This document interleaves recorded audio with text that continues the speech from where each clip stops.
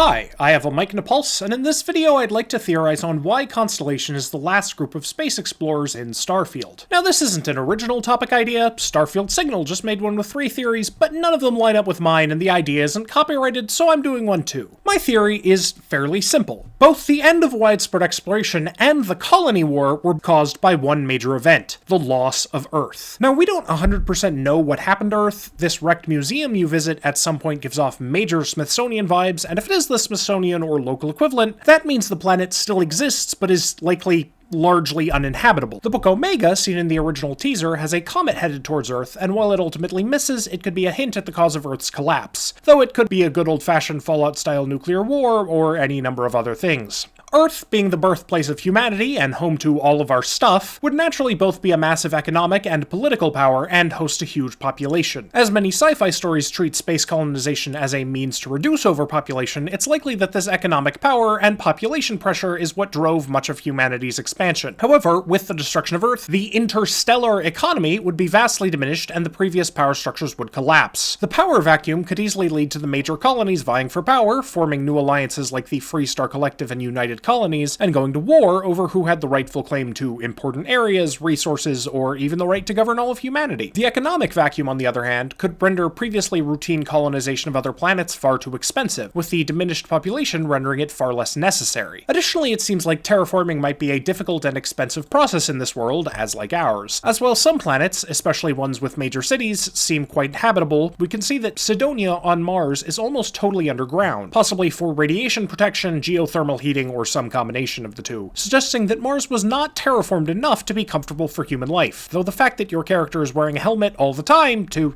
help you project your own idea of what they should look like onto the character in the trailer also makes it difficult to tell when air is breathable and when it isn't. There's also Neon, which is largely encased in giant domes, and while many of us were too busy being confused as to why the water city wasn't New Atlantis to think about it beyond a cool aesthetic, it's possible that those domes are actually designed to keep the atmosphere breathable, with the lower industrial areas or boats requiring suits to go to. Though this other piece of concept art shows a guy on the underside of Neon without a helmet, and this concept art shows it open on one side, so it's possible it really is just a giant umbrella to deal with giant storms in the middle of the ocean. Still, if terraforming is extremely difficult, it would naturally create a push to focus on the planets that are already pretty habitable, rather than look for new worlds that could take decades or centuries to render habitable. And if humanity no longer had the need to expand, could naturally lead to a massive fall-off in space exploration, until only Constellation was left, though the alien artifacts are giving heavy teleporter vibes that could kick off a new boom in exploring previously inaccessible worlds, though you might need a few trips and a lot of boxes to get your ship through any of them.